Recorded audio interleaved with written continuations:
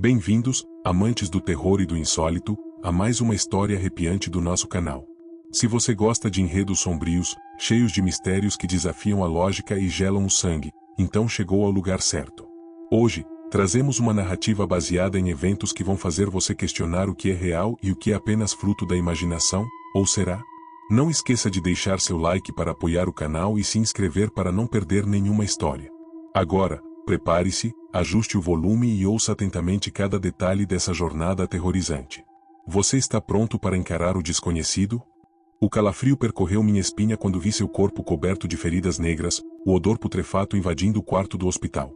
Os médicos mantinham distância, enfermeiros trocavam as ataduras com náusea mal disfarçada. Christian, outrora imponente e cruel, agora definhava sozinho. Suas súplicas por ajuda ecoavam sem resposta.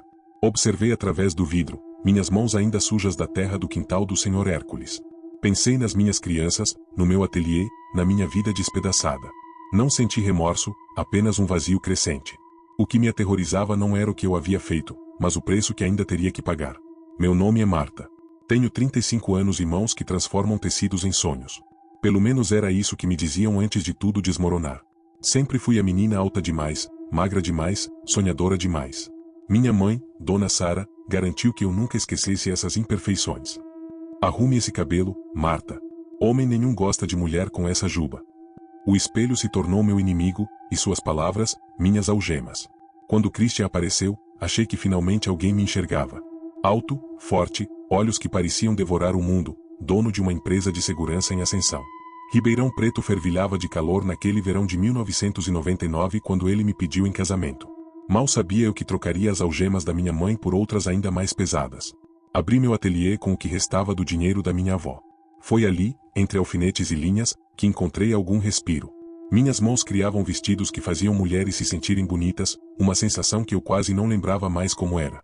Gael e Alana vieram como bênçãos, ele com 5 anos agora, pequeno e curioso, ela com 9, meus olhos, meu sorriso escondido.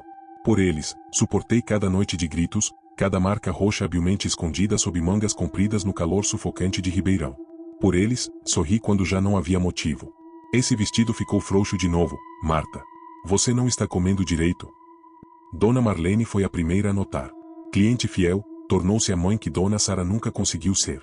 Seus olhos experientes viam além do tecido, além das minhas desculpas.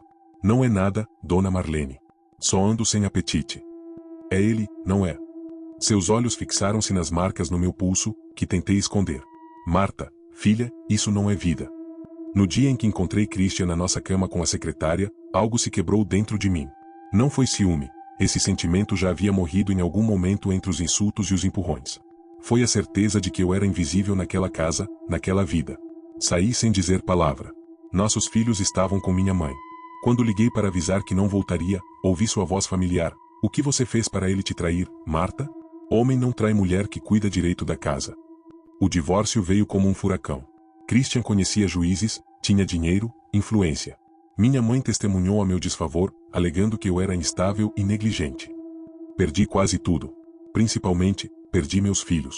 Quando o juiz anunciou a sentença dando a guarda total a Christian, com direito a visitas supervisionadas para mim, vi o sorriso dele. Não era o sorriso que me conquistou uma década atrás. Era o sorriso de um predador satisfeito. Você não serve nem para ser mãe, sussurrou quando passamos um pelo outro no corredor frio do tribunal. Voltei ao meu ateliê, agora meu único refúgio. Os clientes começaram a rarear. Ouvia rumores nos eventos, instável, problemática, descompensada. A voz de Christian tinha alcance, sua vingança era meticulosa. Apenas Dona Marlene permaneceu. E foi por causa dela que minha vida tomou um rumo que jamais imaginei. Um rumo sombrio, irreversível, marcado por terra úmida e promessas sussurradas no escuro. Ribeirão Preto, 1999. A cidade fervia não apenas pelo calor abrasador típico do interior paulista, mas pela efervescência econômica que transformava suas ruas. Novos prédios brotavam entre casarões antigos, shopping centers surgiam como monumentos ao consumo, e a linha invisível entre classes sociais tornava-se cada vez mais nítida. Era nesse caldeirão de tradição e modernidade que minha história se desenrolava, como um vestido mal costurado, cheio de emendas visíveis e pontos frouxos. Meu ateliê ficava numa rua transversal à avenida principal, num sobrado antigo que já havia sido uma típica casa de família. O piso de taco rangia sob meus passos enquanto eu circulava entre manequins, tecidos importados e máquinas de costura. As janelas altas deixavam o sol entrar em feixes dourados que iluminavam partículas de poeira e retalhos flutuantes. Era meu pequeno reino, onde eu governava com dedais e tesouras como cetro e coroa. Menina, esse lugar é o paraíso, dizia Dona Marlene sempre que entrava, abanando-se com um leque artesanal. Era uma senhora de seus 60 anos, cabelos sempre impecavelmente tingidos, joias discretas mas valiosas, e um olhar que carregava a sabedoria de quem já havia visto bastante da vida para não se impressionar facilmente. Foi naquele ateliê que bordei sonhos em sedas e tafetás para mulheres que podiam pagar por eles. Foi também ali que escondi lágrimas entre pontos franceses e bainhas invisíveis durante os 10 anos do meu casamento com Christian. Christian veio de uma família tradicional de Ribeirão, daquelas que aparecem em colunas sociais há gerações. Alto, com ombros largos, um sorriso calculado e movimentos precisos de quem sempre sabe exatamente o que quer. Sua empresa de segurança cresceu rapidamente, aproveitando o medo que se espalhava pelos condomínios fechados que pipocavam pela cidade. Proteção para quem importa era o slogan que ele mesmo criou, e que agora me causava arrepios ao lembrar. Nosso casamento começou como um conto de fadas para uma menina que sempre ouviu que não era suficiente. Ele me notou numa festa beneficente onde eu havia ido entregar um vestido de gala para uma cliente. Perseguiu-me com presentes, jantares, palavras que ninguém nunca havia me dito. Como não me entregar? A primeira vez que ele levantou a voz foi 6 meses depois do casamento. Eu havia preparado um jantar para seus sócios, e a carne estava mais passada do que ele gostava. Você não consegue fazer nada direito? Perguntou depois que todos foram embora, quebrando um copo contra a parede. Pedi desculpas enquanto catava cacos de vidro do chão. Ele me ajudou, pediu perdão, disse que estava estressado. Acreditei. A primeira marca veio quando descobri que estava grávida de Alana. Uma discussão sobre o nome da criança, sua mão apertando meu braço com força suficiente para deixar as marcas dos dedos durante uma semana. Mais pedidos de desculpas, mais promessas, mais flores entregues no ateliê. Os anos seguintes foram um ciclo de violência e arrependimento. Havia dias bons, principalmente quando ele estava com as crianças. Christian era um pai atencioso, paciente, completamente diferente do homem que me aterrorizava. Alana e Gael adoravam quando ele chegava em casa, correndo para seus braços com uma alegria que me partia o coração. Como contar a eles que o pai que tanto amavam me fazia sentir menor que os retalhos que eu jogava fora no fim do dia? Como explicar as marcas, os olhos inchados, o medo constante? Então sorria, disfarçava, continuava. Minha mãe, Dona Sara, não ajudava. Mulher de outra geração, criada para servir e aceitar, via no casamento uma instituição sagrada que deveria ser preservada a qualquer custo. Homem é assim mesmo, Marta. Você precisa saber lidar. Sua avó aguentou coisas piores e nunca reclamou. Quando as marcas ficaram impossíveis de esconder, criei toda uma coleção de blusas de mangas compridas. Trabalhava suando no calor intenso de 40 graus do verão ribeirão pretano. É que o ar-condicionado do ateliê me dá alergia, explicava às clientes que perguntavam, enquanto ajustava golas e mangas com alfinetes. Dona Marlene não acreditou. Em uma prova de vestido para o casamento da neta, ela segurou meu pulso com cuidado e ergueu a manga. O roxo já estava amarelando nas bordas. Nossos olhos se encontraram no espelho. Não precisei dizer nada. Minha filha, ela disse, voz baixa e firme, nenhum homem vale sua dignidade. Nenhum. Mas era difícil acreditar nisso quando toda a sua vida você ouviu o contrário. Quando sua própria mãe diz que seu valor está em manter um lar, um marido, em ser boa esposa custe o que custar. Quando cada vez que você tenta se impor, ouve que está exagerando ou sendo histérica. Foi nesse contexto que Alana começou a fazer perguntas. Aos 7 anos, ela já percebia mais do que eu gostaria. Mamãe, por que você chora escondida no banheiro, ou por que o papai grita com você? Perguntas que eu desviava com sorrisos forçados e mudanças de assunto. Com Gael era diferente, ainda muito pequeno para entender, ele vivia em seu mundo de carrinhos e super-heróis, onde o pai era o mais forte de todos. Christian fazia questão de alimentar essa admiração, trazendo presentes, levando-o para programas de homem, como dizia. A cidade inteira nos via como a família perfeita. Christian, o empresário bem-sucedido, o exemplo de homem de família. Eu, a esposa talentosa, mãe dedicada. Nossas aparições em eventos sociais eram cuidadosamente orquestradas, sorrisos ensaiados, roupas impecáveis, maquiagem que escondia qualquer vestígio de lágrimas ou hematomas. Vocês são tão abençoados, diziam as pessoas. E eu sorria, fingindo concordar, enquanto por dentro me perguntava quanto tempo mais aguentaria viver aquela mentira. O calor de Ribeirão Preto parecia intensificar tudo, as emoções, os conflitos, o medo. Nos dias mais quentes, quando o ar parecia denso demais para respirar, eu sonhava em fugir com meus filhos para algum lugar frio e distante, onde pudéssemos começar de novo, onde eu não precisasse usar mangas compridas para esconder a verdade, onde pudesse finalmente respirar sem sentir o peso do terror no peito. Mas então olhava para o rostinho de Alana, tão parecido com o meu, e para os olhos curiosos de Gael, e sabia que não podia simplesmente ir embora. Eles amavam o pai, apesar de tudo. E Christian tinha poder, dinheiro, influência. Para onde eu iria que ele não pudesse me encontrar? Quem acreditaria em mim contra ele? Então eu continuava, dia após dia, entre tecidos finos e sorrisos frágeis, esperando por um milagre que parecia nunca chegar. Até o dia em que peguei Christian na nossa cama, com outra mulher. O dia em que tudo mudou. Meus dias começavam sempre antes do sol. Acordava às 5, no pequeno apartamento que consegui manter após o divórcio. Um lugar simples, com paredes que precisavam de pintura e um sofá gasto onde eu dormia para que as crianças, quando vinham me visitar, tivessem um único quarto. Lavava o rosto com água gelada, observando no espelho o que restava da mulher que um dia fui. Cabelos cacheados que já não tinham o brilho de antes, olheiras permanentes, uma magreza que não era elegante, apenas triste. Você se parece com um manequim de vitrine barata, dizia Christian. E eu acabei acreditando. Às 6, já estava preparando o café. Mesmo sozinha, mantinha a rotina de fazer uma mesa completa, pão fresco que comprava na padaria da esquina, café forte, frutas cortadas em pedaços perfeitos. Como se a qualquer momento Alana e Gael fossem aparecer correndo, ainda de pijama, pedindo leite com chocolate e pão com manteiga. Hoje você vem nos buscar, mamãe? Perguntava Alana ao telefone, nas raras vezes que Christian permitia que falássemos. E meu coração se apertava ao responder que não, que o juiz ainda não havia autorizado, que precisávamos esperar mais um pouco. Às 7, já estava a caminho do ateliê. Caminhava por Ribeirão Preto quando a cidade ainda despertava. Gostava desse momento, do ar levemente fresco antes que o calor do dia se instalasse, das ruas menos barulhentas, do céu mudando de cor gradualmente. O ateliê abria às 8, mas eu chegava antes para organizar tudo, revisar as encomendas, preparar as provas do dia. Havia paz naquelas primeiras horas sozinha, entre tecidos e agulhas, antes que o telefone começasse a tocar e as clientes chegassem. Precisamos entregar o vestido da senhora Nogueira até sexta, anotava em meu caderno de capa vermelha, onde registrava cada pedido, cada medida, cada detalhe. Era meu mapa, minha âncora quando tudo mais parecia flutuar sem rumo. Dona Marlene geralmente era minha primeira cliente do dia. Chegava pontualmente às 9, trazendo consigo o aroma de perfume caro e a energia de quem já havia vivido o suficiente para não se preocupar com bobagens. Bom dia, minha querida, dizia, beijando minhas bochechas com carinho genuíno. Dormiu bem? Comeu direito? Mentia com um sorriso enquanto servia café em xícaras de porcelana antiga que pertenceram à minha avó. Não contava sobre as noites em claro, sobre o apartamento silencioso demais, sobre a comida que não descia pela garganta fechada de ansiedade.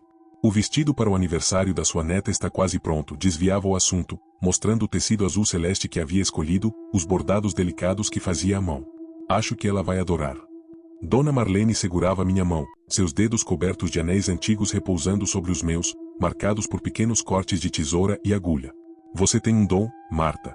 Não deixe ninguém te convencer do contrário. O resto do dia fluía num ritmo próprio, entre medidas e provas, ajustes e acabamentos. Às vezes, quando uma cliente cancelava, eu me permitia um momento só meu, colocava uma música no rádio velho sobre a mesa de corte e dançava entre os manequins, lembrando de quando sonhava em ser bailarina, antes que minha mãe dissesse que eu era comprida demais, desengonçada demais para isso. O almoço era quase sempre o mesmo, uma marmita simples que preparava na noite anterior, comida rapidamente entre uma cliente e outra. Às vezes, Dona Marlene insistia em me levar ao restaurante da esquina. Você está sumindo, menina. Precisa se alimentar direito. Nas tardes de terça e quinta, eu deixava o ateliê sob os cuidados de Luísa, uma jovem aprendiz que havia contratado, e ia até a escola de Alana e Gael. Ficava do outro lado da rua, escondida, apenas para vê-los saindo. Não podia me aproximar, a ordem judicial era clara. Mas precisava vê-los, confirmar que estavam bem, que ainda eram meus filhos. Alana sempre saía primeiro, cabelos cacheados como os meus presos em uma trança desajeitada que certamente não fora feita por Christian. Séria, carregando uma mochila pesada demais para seu tamanho, olhando ao redor como se procurasse alguém. Por mim, talvez? Gael vinha depois, sempre correndo, sempre sorrindo, tão pequeno ainda, tão inocente. Uma vez por semana, a babá os buscava. Nos outros dias, era Christian quem aparecia no portão, carregando Gael nos ombros, segurando a mão de Alana. Meu coração se retorcia ao vê-los assim, uma família da qual eu não fazia mais parte. Voltava ao ateliê com os olhos ardendo, mas nunca permitindo que as lágrimas caíssem. Clientes não confiam em costureiras que choram, dizia para mim mesma, repetindo um mantra que havia criado para sobreviver. Às vezes, quando o dia estava particularmente difícil, pegava o telefone e discava o número de minha mãe. Raramente ela atendia. Quando o fazia, a conversa era breve e dolorosa. Você deveria ter se esforçado mais, Marta, dizia ela, como se eu não tivesse dado cada gota de sangue para salvar meu casamento. Um homem como Christian não aparece 2 vezes na vida. Ele me machucava, mãe. Todas as relações têm altos e baixos, respondia, com a mesma voz que usava para falar do tempo. Sua avó aguentou coisa pior e nunca reclamou. Desligava sentindo-me mais sozinha do que antes. Pegava então uma foto dos meus filhos, escondida na gaveta de linhas, e sussurrava promessas que não sabia se poderia cumprir. Vou trazer vocês de volta. Juro que vou. O ateliê fechava às 7, mas eu frequentemente ficava até mais tarde, costurando sob a luz amarelada do abajur antigo. O silêncio da noite era reconfortante, permitindo que me concentrasse apenas no movimento da agulha, no deslizar do tecido, na criação de algo belo em meio a tanto caos. Voltava para casa quando as ruas já estavam vazias, caminhando rapidamente, chaves entre os dedos, um hábito que desenvolvi desde que Christian começou a me seguir casualmente após o divórcio, aparecendo em lugares onde eu estava, como um lembrete constante de que não podia escapar. No apartamento, à noite, criava uma nova rotina. Arrumava a mesa para o jantar que mal tocava. Depois, sentava-me no pequeno sofá gasto e folheava revistas de moda, fazendo anotações de ideias para novos modelos, desenhos que talvez nunca chegasse a criar. Era mais fácil do que enfrentar o silêncio, a ausência, a dor. Às vezes, o telefone tocava. Quase sempre era Christian, voz arrastada pelo álcool. As crianças perguntaram por você hoje, dizia, sabendo exatamente como me ferir. Disse a elas que você estava ocupada demais para vê-las. Outras vezes, era pior. Estou vendo você da janela, sabia? Ou quem era aquele homem que entrou no seu ateliê hoje? Mentiras, jogos mentais para me manter aterrorizada, para me fazer sentir que estava sempre sendo observada. Antes de dormir, eu tomava o único comprimido que me fora receitado após uma crise de pânico no tribunal. Resistia a tomar mais, mesmo quando a ansiedade me corroía por dentro. Você não é como sua mãe, repetia para mim mesma. Dona Sara vivia à base de calmantes desde que me lembrava, transformando-se em uma sombra de pessoa. Eu me recusava a seguir o mesmo caminho. Os finais de semana eram os piores. Sem o ateliê para me distrair, sem clientes para atender, o apartamento silencioso parecia uma prisão. Limpava cada canto obsessivamente, reorganizava armários que não precisavam ser organizados, lavava roupas que já estavam limpas. Qualquer coisa para manter as mãos ocupadas e a mente longe da realidade. Às vezes, Dona Marlene me convidava para almoçar em sua casa no domingo. Uma casa antiga e elegante, cheia de memórias e calor humano. Seu marido, seu Antônio, sempre me tratava com um respeito que havia esquecido que existia. Como vai o ateliê, Marta? Perguntava com interesse genuíno, ouvindo atentamente enquanto eu explicava sobre novos tecidos e tendências. Foi num desses almoços de domingo que ouvi pela primeira vez sobre seu Hércules. Dona Marlene havia convidado uma amiga, Dona Carmen, mulher de meia idade com um ar misterioso e unhas sempre pintadas de vermelho escuro. Você não vai acreditar, Marlene, dizia Dona Carmen, inclinando-se sobre a mesa de café após o almoço. Aquele meu ex-marido, o Rodolfo, finalmente parou de me perseguir. O que aconteceu? Perguntou Dona Marlene, servindo mais café. Seu Hércules aconteceu, respondeu Dona Carmen com um sorriso enigmático. Aquele homem é caro, mas vale cada centavo. Fiquei quieta, fingindo ajustar a bainha do vestido de Dona Marlene que havia trazido para mostrar, mas meus ouvidos captavam cada palavra. Dona Carmen continuou, voz baixa como se contasse um segredo precioso. Ele me pediu uma foto do Rodolfo, algumas coisas pessoais dele, e fez um trabalho. Não sei exatamente o que, não quis saber dos detalhes. Só sei que 2 semanas depois, Rodolfo começou a ter problemas. Primeiro no trabalho, perdeu aquele cargo de chefia que tanto se gabava. Depois, problemas de saúde. Por fim, mudou-se para o Mato Grosso, para a casa de um primo. Nunca mais me incomodou. Isso é. Comecei a dizer, mas me calei, incerta de como completar a frase. Dona Carmen me olhou com intensidade. Sei o que você está pensando, menina. Que é superstição, besteira. Eu também pensava assim. Mas quando você já tentou tudo o que é certo e correto, e nada funciona, bem, você começa a considerar outros caminhos. Naquela noite, voltei para casa com um pedaço de papel dobrado no bolso. O nome de seu Hércules e um endereço no bairro mais afastado da cidade, escrito na letra elegante de Dona Carmen. Se um dia precisar, ela havia dito, apertando minha mão. Ninguém merece viver com medo. Coloquei o papel na gaveta de meias, embaixo de tudo, como se escondesse uma coisa vergonhosa. Isso é loucura, disse para o apartamento vazio. Feitiços não existem. Mas nos dias que se seguiram, peguei-me pensando no assunto mais vezes do que gostaria de admitir. Especialmente depois que Christian conseguiu convencer mais um cliente a desistir de um vestido comigo. Especialmente depois que o juiz negou mais uma vez meu pedido para visitas não supervisionadas com meus filhos. Especialmente depois que Alana me disse ao telefone, voz tremendo, papai disse que você não nos ama mais, que você foi embora porque queria ficar sozinha. A gota d'água veio numa sexta-feira. Havia combinado, após meses de insistência, de buscar as crianças para passar algumas horas comigo. Cheguei pontualmente à casa que um dia foi minha, coração acelerado, mãos suadas. Trouxe pequenos presentes, um livro para Alana, um carrinho para Gael. Toquei a campainha. Esperei. Ninguém atendeu. Liguei para o celular de Christian. Caixa postal. Liguei para o telefone fixo. Nada. Esperei uma hora inteira, sentada no meio-fio, segurando os presentes embrulhados com papel colorido e fitas, sentindo-me cada vez menor. Uma vizinha finalmente apareceu. Eles saíram cedo e informou com pena nos olhos. Christian disse que iam passar o fim de semana na praia. Voltei para casa em transe. Era a terceira vez que ele fazia isso, marcar e desmarcar no último minuto, sem aviso, sem consideração, apenas para me machucar, para mostrar que podia. Que tinha o controle. Que eu não era nada. Naquela noite, com mãos tremendo, peguei o papel com o endereço de seu Hércules. Não acreditava em feitiços, em magia negra, em trabalhos. Mas havia esgotado todas as outras opções. Advogados caros que não conseguiam enfrentar a influência de Christian. Juízes que olhavam para minha ficha médica, as crises de ansiedade, o remédio para dormir, e me viam como instável. Policiais que arquivavam minhas denúncias de ameaças com sorrisos condescendentes. Que mal pode fazer? Perguntei ao espelho, não reconhecendo a mulher desesperada que me encarava de volta. Na manhã seguinte, liguei para o número. Uma voz grave atendeu. Expliquei vagamente minha situação. Houve um longo silêncio, e então, venha hoje à tarde. Traga seu coração aberto e sua mente limpa. O ônibus para o bairro afastado onde seu Hércules morava demorou uma eternidade para chegar. Sentada ao lado da janela embaçada, observei Ribeirão Preto transformar-se à medida que nos afastávamos do centro. Casas luxuosas davam lugar a construções mais simples, ruas asfaltadas transformavam-se em vias de terra, outdoors coloridos desapareciam. Desci do ônibus em uma parada quase deserta, apenas um banco de madeira desgastado sob uma árvore de manga.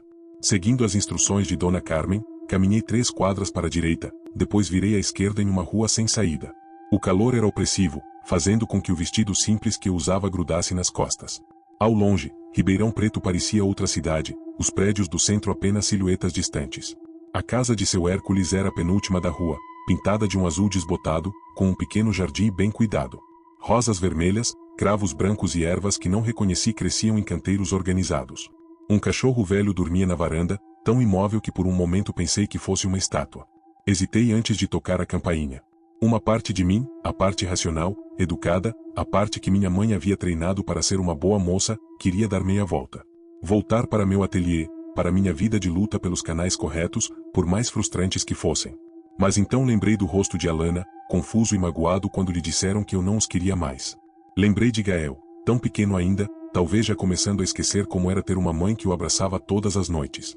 Hesitei antes de tocar a campainha.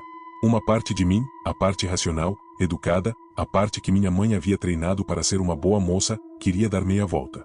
Voltar para meu ateliê, para minha vida de luta pelos canais corretos, por mais frustrantes que fossem. Mas então lembrei do rosto de Alana, confuso e magoado quando lhe disseram que eu não os queria mais. Lembrei de Gael, tão pequeno ainda, talvez já começando a esquecer como era ter uma mãe que o abraçava todas as noites. Toquei a campainha. Uma mulher de cerca de 50 anos abriu a porta. Cabelos grisalhos presos em um coque severo, olhos escuros e atentos, vestido floral simples. Suas mãos, notei imediatamente, eram idênticas às minhas, dedos longos marcados por pequenas cicatrizes, unhas curtas e limpas. Mãos que trabalhavam. Você deve ser a Marta, disse ela, sem sorrir, mas com uma gentileza na voz que me fez relaxar um pouco. Sou Irene, esposa de Hércules. Entre, ele está esperando. A casa por dentro era surpreendentemente fresca e clara. Móveis simples mas bem cuidados, chão de cerâmica brilhante, paredes decoradas com quadros de santos católicos lado a lado com símbolos que não reconheci. Um cheiro peculiar pairava no ar, ervas secas, incenso, algo mais que não consegui identificar. Irene me conduziu até os fundos da casa, onde uma varanda coberta dava para um quintal extenso. Sentado em uma cadeira de vime, um homem idoso bebia café em uma xícara de porcelana. Alto mesmo sentado, magro mas com ombros largos, cabelos brancos como algodão e pele marcada pelo sol. Quando ergueu os olhos para mim, contive um suspiro, eram de um azul tão claro que pareciam transparentes. Seu Hércules apresentou Irene. Esta é Marta, a moça que ligou mais cedo. Ele não se levantou, apenas indicou uma cadeira à sua frente. Sente-se, filha. Irene vai trazer café para você. Sentei-me, de repente muito consciente da minha aparência, do meu vestido simples, do meu cabelo desarrumado pelo calor. Seu Hércules me observava com aqueles olhos claros que pareciam enxergar além da superfície. O que te traz aqui, Marta? Perguntou finalmente, voz grave e pausada. Hesitei. Como explicar? Como resumir 10 anos de humilhações, de medo, de dor? Como justificar estar ali, buscando algo que eu nem mesmo acreditava existir? Meu ex-marido. Comecei, voz trêmula. Parei, respirei fundo. Comecei de novo. Meu ex-marido está destruindo minha vida. E então, como uma represa que se rompe, as palavras jorraram. Contei tudo, o início encantador, os primeiros sinais de agressão, o ciclo de violência e reconciliação, as crianças, o divórcio, a perda da guarda, as ameaças constantes, os clientes afastados, a sensação de estar presa em uma teia da qual não conseguia escapar. Seu Hércules ouviu em silêncio, ocasionalmente tomando um gole de café. Irene voltou com uma xícara para mim e ficou de pé atrás da cadeira do marido, mão apoiada em seu ombro. Em algum momento, percebi que chorava, lágrimas silenciosas que escorriam pelo rosto enquanto eu desenterrava cada ferida, cada cicatriz, cada marca que Christian havia deixado em mim, visível ou não. Quando terminei, exausta, drenada, seu Hércules finalmente falou. Mostre para ela, Irene. Irene desabotoou a manga do vestido e arregaçou-a até o cotovelo.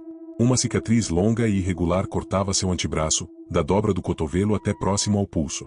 Foi meu primeiro marido, disse ela, voz calma, como se falasse do tempo. 17 pontos. Quase morri sangrando.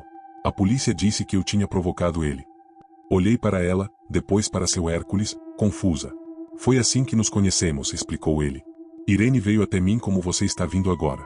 Desesperada, sem saída, quando todos os caminhos corretos falharam. E o que aconteceu com seu primeiro marido? Perguntei, mal conseguindo ouvir minha própria voz. Irene e Hércules trocaram um olhar que continha uma história inteira. Ele recebeu o que merecia, disse Irene simplesmente. Então abaixou a manga e sorriu pela primeira vez, um sorriso pequeno, mas que transformou seu rosto severo em algo surpreendentemente doce. E eu encontrei paz. Seu Hércules se inclinou para frente, olhos fixos nos meus. Preciso que entenda uma coisa, Marta. O que faço não é brincadeira. Não é teatro, não é para acalmar sua mente. É real. Tem consequências reais. E uma vez começado, não pode ser desfeito. Você precisa ter certeza. Meu coração batia tão forte que achei que eles podiam ouvi-lo. Parte de mim ainda não acreditava, não podia acreditar que magia, feitiços, trabalhos espirituais pudessem ser reais. Mas outra parte, uma parte mais profunda e antiga, sabia que existiam forças além da nossa compreensão. O que exatamente o Senhor faz? Perguntei, tentando ganhar tempo, tentando ser racional. Eu equilibro a balança, respondeu ele, recostando-se na cadeira. Quando alguém causa tanto mal a outro que perturba a ordem natural das coisas, eu ajudo a restaurar o equilíbrio. Chame do que quiser, justiça, vingança, karma. O nome não importa. E, o que preciso fazer? Fotos. Dele, de você, das crianças. Objetos pessoais dele, roupas, escova de cabelo, qualquer coisa que tenha estado em contato com ele. E preciso que você tenha certeza, completa e absoluta, de que é isso que quer. Pensei nos meus filhos. Nas noites em que acordava gritando, sonhando com Christian me perseguindo. Nas marcas que ele havia deixado em mim, não apenas no corpo, mas na alma. No medo constante que havia se tornado meu companheiro mais fiel. Quanto custa? Perguntei, já calculando mentalmente o que poderia vender, quanto poderia tirar das minhas parcas economias. Seu Hércules nomeou uma quantia que me fez engolir em seco. Era quase tudo o que eu tinha guardado. Como se lesse meus pensamentos, ele acrescentou. Não é ganância, filha. Parte vai para as oferendas, parte para os materiais. E parte é o preço que você mesma paga, tem que doer um pouco para você levar a sério. Assenti lentamente. Quando podemos fazer isso? Traga tudo na próxima lua nova. Daqui a 5 dias. Nos dias que se seguiram, vivi em uma espécie de transe. Trabalhava no ateliê como um autômato, mídia, cortava, costurava, sorria para as clientes. Mas minha mente estava longe, dividida entre a culpa pelo que pretendia fazer e a determinação nascida do desespero. Consegui uma foto recente de Christian através do Instagram de um amigo em comum. Ainda tinha algumas roupas dele que haviam ficado para trás na mudança apressada. E, em uma visita supervisionada às crianças, consegui discretamente tirar fotos delas comigo. Na noite da lua nova, voltei à casa de seu Hércules. O céu estava completamente negro, sem estrelas, como se o universo inteiro segurasse a respiração. Trazia comigo uma sacola com tudo o que ele havia pedido, incluindo o dinheiro, quase todas as minhas economias. Irene me recebeu com um abraço silencioso, como se soubesse exatamente o turbilhão de emoções que me consumia. Conduziu-me não para a varanda desta vez, mas para o quintal, onde seu Hércules havia preparado o que parecia ser um pequeno altar sob uma mangueira antiga. Você tem certeza? Perguntou ele mais uma vez, voz solene na escuridão. Pensei em voltar atrás. Em pegar minhas coisas e sair correndo. Em continuar lutando pelos canais oficiais, por mais frustrantes e ineficazes que fossem. Pensei na minha mãe, que certamente consideraria aquilo uma abominação. Pensei em Deus, em quem eu havia sido criada para acreditar, e me perguntei se ele me perdoaria. Então pensei em Christian, no brilho cruel em seus olhos quando o juiz lhe deu a guarda das crianças. Na marca roxa que ele deixou em meu pescoço na última vez que tentamos conversar sobre a pensão. No modo como ele sistematicamente destruía tudo o que eu tentava construir. Tenho certeza, respondi, voz firme pela primeira vez em muito tempo. O ritual foi ao mesmo tempo mais simples e mais intenso do que eu imaginava. Para as crianças, seu Hércules amarrou nossas fotos juntas com uma fita vermelha, embebeu em mel e essências doces, recitando palavras em uma língua que não reconheci, antes de queimar tudo em uma pequena fogueira. Para recuperar o vínculo que foi cortado, explicou. Para mim mesma, fez outro ritual com ervas que cheiravam a canela e cravo, falando sobre prosperidade, proteção, renovação. Para recuperar sua força e seu sustento, disse. Mas foi o ritual para Christian que me deixou com arrepios. Seu Hércules pegou a foto dele e os objetos pessoais, colocou-os em um saco preto junto com ervas de cheiro acre, terra de cemitério. Ele disse, lama, algo que parecia carne podre e outros ingredientes que preferi não identificar. Enquanto trabalhava, sua voz mudou, tornou-se mais profunda, mais antiga de alguma forma, como se outra pessoa falasse através dele. O saco foi amarrado com uma corda preta, selado com cera vermelha e enterrado em um canto afastado do quintal, uma área circular cercada por pedras escuras, onde nada crescia. A cova dos inimigos, disse seu Hércules, voz novamente normal. Agora deixamos que os espíritos da podridão e da carniça façam seu trabalho. Quando tudo acabou, me senti estranhamente leve, como se um peso tivesse sido retirado dos meus ombros. Irene trouxe água fresca com limão, que bebemos em silêncio sob as mangueiras. Quanto tempo? Comecei a perguntar. O tempo que for necessário, respondeu seu Hércules. Dias, semanas, talvez meses. Depende de quanto mal ele fez, de quanto desequilíbrio causou. A balança sempre busca o equilíbrio, mais cedo ou mais tarde. Voltei para casa naquela noite com sentimentos conflitantes. Parte de mim se sentia tola por ter acreditado, por ter gasto quase todas as minhas economias em algo que a parte racional do meu cérebro insistia ser superstição. Outra parte sentia um estranho alívio, como se tivesse finalmente tomado alguma atitude, por mais desesperada que fosse. A primeira mudança veio de onde menos esperava. No domingo seguinte, recebi uma ligação de Alana. Mamãe, disse ela, voz animada, posso ir te visitar hoje?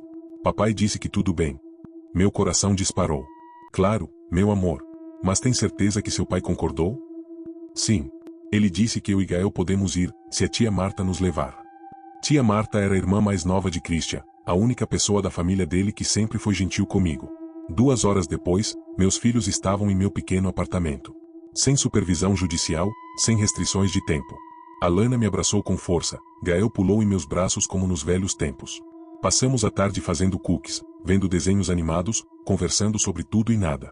Quando perguntei a Marta, discretamente, o que havia feito Christian mudar de ideia, ela apenas deu de ombros. Não sei, ele acordou hoje e disse que as crianças estavam sentindo sua falta. Que talvez tivesse sido muito duro. No dia seguinte, 2 clientes antigas que haviam cancelado encomendas ligaram, querendo saber se eu poderia fazer vestidos para um evento importante. Depois, uma revista local entrou em contato. Estavam fazendo uma matéria sobre talentos da cidade e queriam me incluir. Seu nome foi recomendado por várias pessoas, disse a repórter. Cada pequena vitória me fazia lembrar das palavras de seu Hércules, a balança sempre busca o equilíbrio. 3 semanas após o ritual, encontrei Christian por acaso no shopping. Estava fazendo compras para o ateliê quando o vi saindo de uma loja. Congelei, o medo automático subindo pela garganta. Mas ele apenas acenou com a cabeça, educadamente, como se fossemos conhecidos distantes, e seguiu seu caminho. Naquela mesma noite, a irmã dele ligou. Não sei o que está acontecendo com Christian, disse ela, voz preocupada. Ele se envolveu em uma briga feia ontem, na festa da empresa. Nunca vi meu irmão assim, descontrolado. Está no hospital agora, nada grave, alguns pontos no supercílio, mas... Desliguei o telefone, mão tremendo. Coincidência, disse a parte racional do meu cérebro. Mas não pude evitar o arrepio que percorreu minha espinha. As semanas que se seguiram ao ritual foram como viver em dois mundos paralelos. No meu ateliê, as coisas começavam a florescer novamente. Clientes antigos retornavam, novos apareciam por indicação. As visitas com as crianças tornaram-se regulares, sem supervisão. Alana e Gael vinham me ver todos os domingos, às vezes, até dormiam no meu pequeno apartamento. Eu montava acampamentos improvisados na sala, com lençóis pendurados nas cadeiras, lanternas e histórias de aventuras, nunca de terror, nunca de monstros. A realidade já tinha monstros suficientes. A primeira vez que Alana me abraçou sem reservas, sem o medo nos olhos que Christian havia plantado, chorei a noite toda depois que ela partiu. Quando Gael, meu pequeno, sussurrou, senti sua falta. Mamãe, enquanto adormecia em meus braços, senti como se algo quebrado dentro de mim começasse a se curar.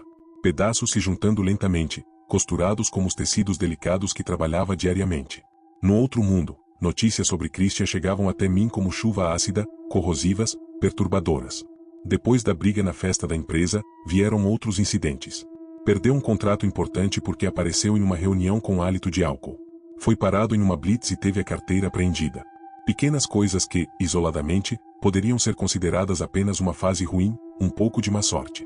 O seu ex-marido está com uma aparência terrível, comentou Dona Marlene um dia, enquanto experimentava um vestido de seda azul. Vimos ele no restaurante ontem, parecia doente. Engoli em seco, ajustando os alfinetes na bainha do vestido. Não temos nos falado muito, respondi, tentando manter a voz neutra. Ele estava com manchas estranhas no pescoço, não é, Antônio? Perguntou Dona Marlene ao marido, que assentiu, desconfortável. Bem, como dizia minha avó, o mundo dá voltas. E dava. Na quarta semana após o ritual, recebi uma ligação do advogado de Christian. Ele queria renegociar a guarda, propunha compartilhada. Meu cliente está passando por alguns problemas de saúde, disse o homem, escolhendo as palavras com cuidado. Acha mais prudente que dividam responsabilidades neste momento. Naquela noite, sonhei com o quintal de seu Hércules. No sonho, o saco preto que enterramos estava rasgado, e algo escuro, viscoso, escorria dele, contaminando a terra ao redor. Acordei suando frio, com um gosto amargo na boca. Na quinta semana, a notícia chegou como um raio. O juiz que havia dado a sentença contra mim, o mesmo que ignorou as provas de agressão, as fotografias dos hematomas, os depoimentos das enfermeiras que me atenderam no pronto-socorro, estava hospitalizado. Tuberculose, diziam. Uma forma rara, agressiva. Você ouviu sobre o Dr. Mendes? Perguntou Luísa, minha aprendiz, enquanto organizávamos tecidos. Está mal. Dizem que não tem muito tempo. Um calafrio percorreu minha espinha. Não havia mencionado o nome do juiz para seu Hércules, tinha certeza. Não especificamente. Tinha falado apenas sobre o sistema, a justiça, aqueles que me impediram de ficar com meus filhos. Coincidência, disse a mim mesma. Tem que ser coincidência. Liguei para minha mãe naquela noite, precisando ouvir sua voz, mesmo que fosse para me criticar, para me lembrar que eu deveria ter sido uma esposa melhor. O telefone tocou várias vezes até que uma voz desconhecida atendeu. Residência da senhora Sara, quem gostaria? É a filha dela, Marta. Um breve silêncio. Ah, senhorita. Sua mãe está na casa de repouso Santa Clara desde sexta-feira. Não lhe avisaram? O mundo pareceu girar. Minha mãe, tão orgulhosa, tão independente, em uma casa de repouso? O que aconteceu? Ela teve um episódio. Ficou confusa, agressiva. O médico achou melhor que ela fosse observada por alguns dias. Fui visitá-la no dia seguinte. A casa de repouso Santa Clara era um lugar bonito, limpo, com jardins bem cuidados e enfermeiras gentis. Mas encontrei minha mãe sentada em uma cadeira de rodas, olhar vago, cabelos despenteados, ela, que sempre foi tão vaidosa, tão impecável. Mamãe, chamei, ajoelhando-me à sua frente. Seus olhos demoraram a focar em mim. Quando finalmente me reconheceu, lágrimas escorreram por suas bochechas enrugadas. Marta, minha filha, eu errei tanto com você. Era a primeira vez que a ouvi admitir qualquer erro. Segurei suas mãos, surpresa ao encontrá-las frias, os dedos retorcidos pela artrite que nunca havia mencionado. Eu sempre coloquei o Christian acima de você, minha própria filha. Continuou ela, soluçando agora. E agora estou sozinha, ninguém vem me ver, nem ele, nem seus irmãos. Abracei-a, sentindo seu corpo frágil tremer contra o meu. Que estranha inversão, eu, confortando a mulher que nunca tinha uma palavra gentil para mim, que sempre tomou o lado de Christian, que testemunhou contra mim no tribunal. Um pensamento terrível cruzou minha mente. Será que também era obra do ritual? Seu Hércules havia dito algo sobre todos que ajudaram a causar o desequilíbrio. Afastei o pensamento. Não, isso era apenas a vida seguindo seu curso. Minha mãe já era idosa, já tinha problemas de saúde antes. O juiz provavelmente já estava doente. Christian certamente já estava no caminho da autodestruição muito antes do ritual. Tudo coincidência. Mas na sexta semana, não pude mais me esconder atrás dessa explicação. Encontrei Marta, a irmã de Christian, em frente à escola das crianças. Seu rosto estava tenso, olheiras profundas sob os olhos. O que está acontecendo com seu irmão? Perguntei diretamente. As crianças estão bem? Ela olhou ao redor, como se temesse ser ouvida. Christian está muito doente, Marta. Os médicos não entendem. Começou com uma infecção após a briga, nada que parecesse sério. Mas não cicatriza, só piora. Tem feridas aparecendo por todo o corpo, um cheiro. Ela engoliu em seco. Os médicos falam em doença autoimune, em infecção resistente a antibióticos. Ele está internado agora. Meu coração disparou. Era real. Estava realmente acontecendo. O juiz Mendes morreu ontem, continuou ela, voz baixa. Sabia? E aquela sua mãe, soube que está internada, é estranho, não é? Como se uma maldição tivesse caído sobre todos que... Não seja ridícula, interrompi, mais bruscamente do que pretendia. São apenas coincidências. A vida é assim. Mas naquela noite, não consegui dormir. Precisava entender o que estava acontecendo. Na manhã seguinte, peguei o ônibus para o bairro afastado onde seu Hércules morava. O caminho nunca me pareceu tão longo, cada curva do ônibus intensificava minha ansiedade. O que eu diria a ele? Como pediria para parar algo que eu mesma havia solicitado? Quando finalmente cheguei à casa azul desbotada, hesitei na calçada. A mesma árvore frondosa sombreava o quintal, o mesmo cachorro velho dormia na varanda. Respirei fundo e toquei a campainha. Dona Irene atendeu, seu rosto marcado pelo tempo se iluminou ao me ver. Marta, que surpresa boa. Entre, querida. Seguia até a cozinha, onde o cheiro de café recém-coado preenchia o ambiente. Seu Hércules estava sentado à mesa, lendo um jornal velho. Levantou os olhos lentamente, como se já soubesse que eu viria. Estava esperando sua visita, disse ele, dobrando o jornal com cuidado. Sente-se. Irene acabou de fazer café. Sentei-me, mãos tremendo tanto que tive que escondê-la sob a mesa. Preciso que me explique o que está acontecendo. Seu Hércules suspirou, trocando um olhar com a esposa, que colocava xícaras na mesa. Está acontecendo exatamente o que pedi aos espíritos. Restauração do equilíbrio. Mas o juiz morreu, sussurrei. Minha mãe está. O juiz que ignorou sua dor. A mãe que traiu o próprio sangue, completou ele, sem um pingo de arrependimento na voz. E o homem que destruiu sua vida. Christian está. Engoli em seco. Está morrendo. De uma forma terrível. Dona Irene sentou-se ao lado do marido, seus olhos gentis contrastando com a dureza dele. O equilíbrio exige um preço, Marta. Aqueles que causaram sofrimento injusto devem sentir na pele o peso de suas ações. Mas não pedi por isso, protestei, lágrimas começando a brotar. Não queria que morressem, que sofressem assim. Ah, mas pediu, corrigiu seu Hércules, inclinando-se para a frente. Pediu justiça. Pediu que aqueles que a machucaram sentissem o que você sentiu. Quando enterramos aquele saco no quintal, você conhecia a natureza do trabalho. Lembrei-me das palavras dele naquela noite, os espíritos da podridão e da carniça cuidarão dele. E eu havia concordado. Havia concordado porque, no fundo, uma parte escura de mim queria que Christian sofresse.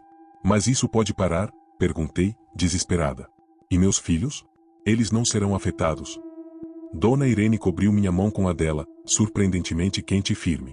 Seus filhos estão protegidos pelo mel e pelo fogo purificador. O trabalho para eles foi de reconexão, de cura. Não de vingança. Quanto ao resto, continuou seu Hércules, levantando-se para ir até a janela, o que está em movimento não pode ser interrompido.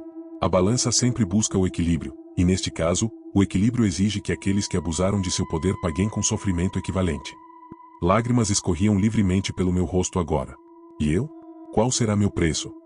Um silêncio pesado se instalou na cozinha. Dona Irene apertou minha mão, enquanto seu Hércules se virava lentamente da janela, seus olhos claros me estudando com uma intensidade que me fez tremer. Seu preço, Marta, será viver com o conhecimento. Saber que suas mãos, mesmo que indiretamente, causaram este sofrimento. Carregar esta responsabilidade. Mas também terá a chance de reconstruir sua vida, de criar seus filhos com amor e dignidade. E talvez, acrescentou Dona Irene, suavemente, aprender que a verdadeira cura não vem da vingança, mas da aceitação e da reconstrução. Saí daquela casa horas depois, confusa e atormentada, mas estranhamente mais leve. Seu Hércules e Dona Irene não eram feiticeiros que desapareciam na bruma depois de conceder desejos obscuros. Eram pessoas reais, com um conhecimento ancestral que eu mal começava a compreender, ancorados neste mundo tanto quanto eu. No caminho de volta para casa, o céu escureceu de repente, e grossas gotas de chuva começaram a cair. Não abri o guarda-chuva. Deixei que a água me lavasse, como se pudesse limpar a culpa, o medo, a confusão. As ruas de Ribeirão Preto se transformaram em rios pequenos e rápidos, levando folhas e sujeira para os bueiros. O telefone tocou assim que entrei no apartamento, encharcada e tremendo. Era do hospital. Christian queria me ver. Hesitei na porta do hospital, meu coração batendo como um tambor descompassado. As paredes brancas, o cheiro de desinfetante, tudo me trazia lembranças de outras visitas, quando ele me mandava para lá, depois de seus acessos de fúria. Irônico que agora fosse ele quem me chamava de seu leito de dor. A enfermeira que me guiava até o quarto mantinha distância, como se eu também pudesse estar contaminada pelo que quer que estivesse devorando Christian. Ele está diferente e avisou antes de abrir a porta. Prepare-se. Nada poderia me preparar para o que vi. O homem na cama não parecia mais com o Christian que conheci. Seu rosto, outrora bonito e arrogante, estava coberto por feridas abertas, a pele entre elas amarelada e esticada como papel velho. O cheiro era insuportável, como carne apodrecendo, como o saco preto que seu Hércules havia enterrado no quintal. Marta, sua voz era apenas um sussurro rouco. Você veio. Fiquei a alguns passos da cama, incapaz de me aproximar mais. O que quer, Christian? Seus olhos, afundados em cavidades escuras, fixaram-se em mim com uma lucidez assustadora. As crianças, quero que fique com elas. Um nó se formou em minha garganta. Já estão comigo. Você assinou os papéis da guarda compartilhada semana passada. Não, quero que fique com tudo. Guarda total. Ele tossiu, e algo escuro manchou o lençol. Estou morrendo, Marta. Os médicos não dizem, mas eu sei. Tremi, lembrando das palavras de seu Hércules. Os espíritos da podridão e da carniça cuidarão dele. E o juiz, e sua mãe, tudo começou depois daquela briga na festa, continuou ele, olhos arregalados agora. Como se algo me estivesse consumindo de dentro para fora. Como se... Coincidência, interrompi, mas minha voz falhou. Um sorriso horrível distorceu seu rosto marcado. Não acredito em coincidências agora. Você fez algo, não fez? Algum tipo de vingança. Dei um passo para trás, sentindo as pernas fracas. Vim porque chamou. Se não tem mais nada a dizer, vou embora. Espere, ele levantou uma mão, dedos inchados e cobertos por manchas escuras. Preciso saber, valeu a pena? Toda essa dor, para recuperar as crianças? Olhei para ele, o homem que havia sido meu mundo, que havia me destruído pedaço por pedaço, que havia afastado meus filhos de mim. E agora jazia ali, consumido por forças que eu mal compreendia, pagando por cada lágrima que me fez derramar. Não desejei isso para você, disse finalmente, descobrindo que era verdade. Mas desejei justiça. E de alguma forma, ela veio. Virei-me para sair, mas sua voz me deteve uma última vez. Eles vão me seguir, depois que eu me for. Vão vir atrás de você também. A dívida nunca termina. Saí daquele quarto sem olhar para trás, suas palavras ecoando em minha mente. Na rua, o céu estava limpo, um azul quase doloroso de tão perfeito. Respirei fundo, sentindo o ar puro encher meus pulmões. 3 dias depois, Christian morreu. Sozinho, pelo que soube. Nenhum dos amigos influentes apareceu para o funeral. Levei as crianças, que choraram pelo pai que conheciam, não pelo homem que ele se tornará no fim. O testamento revelou que ele havia mudado tudo em seus últimos dias. Deixará a empresa e todos os bens em nome dos filhos, com uma cláusula que me dava controle total até que atingissem a maioridade. Era mais do que justiça, era uma rendição completa. À noite, depois de colocar as crianças para dormir, sentei-me na varanda do novo apartamento que havia comprado, maior, mais próximo da escola deles. Observei as luzes da cidade de Ribeirão Preto brilhando contra o céu escuro. A dívida nunca termina, ele havia dito. Talvez fosse verdade. Mas enquanto abraçava meus filhos, enquanto reconstruía minha vida, decidia que qualquer preço seria pago quando chegasse a hora. Por enquanto, permitia-me simplesmente viver. 5 anos se passaram desde o funeral de Christian. O ateliê prosperou, transformando-se em uma pequena boutique com 3 funcionárias. Alana, agora com 14 anos, já mostrava talento com agulha e linha, passando horas ao meu lado aprendendo o ofício. Gael, aos 10, era todo energia e sonhos de ser jogador de futebol. Das cinzas de meu casamento, construí uma vida que jamais imaginei possível, cheia, completa, sem medo. As sombras permaneciam apenas em pesadelos ocasionais, onde um saco preto rasgava e algo escuro emergia da terra. Numa tarde de domingo, enquanto as crianças brincavam no parque, vi uma figura familiar sentada em um banco distante. Seu Hércules, mais envelhecido, mas com os mesmos olhos claros penetrantes, observava-me com um pequeno sorriso. Aproximei-me hesitante, sentando ao seu lado. Como vai a vida, Marta? Perguntou ele, olhando para meus filhos correndo na grama. Bem, respondi. Muito bem, na verdade. Ficamos em silêncio por alguns momentos, até que reuni coragem para perguntar, quando vou pagar meu preço? Christian disse que a dívida nunca termina. Seu Hércules sorriu, um sorriso que não chegava aos olhos. Está pagando todo dia, minha filha. Cada vez que se pergunta se mereceu essa felicidade. Cada vez que acorda no meio da noite, temendo que algo venha buscar o que é seu. Ele se levantou, apoiando-se em uma bengala que não tinha da última vez. Mas aqui está a verdade que poucos entendem, o preço já foi pago. Por todos. O equilíbrio foi restaurado. Enquanto observava afastar-se pelo parque, Alana correu até mim, sorrindo. Abracei-a forte, como se pudesse protegê-la de qualquer sombra do passado. E talvez pudesse. Alguns feitiços, descobri, não são maldições, são apenas justiça, chegando por caminhos inesperados. Agradeço de coração por terem assistido ao vídeo. Se você se sentiu tocado por essa história e acredita que ela pode ajudar alguém a enfrentar seus próprios medos, compartilhe com amigos e familiares. Não se esqueça de conferir o próximo vídeo que aparecerá na tela. É mais um relato fascinante que você não vai querer perder. Até a próxima!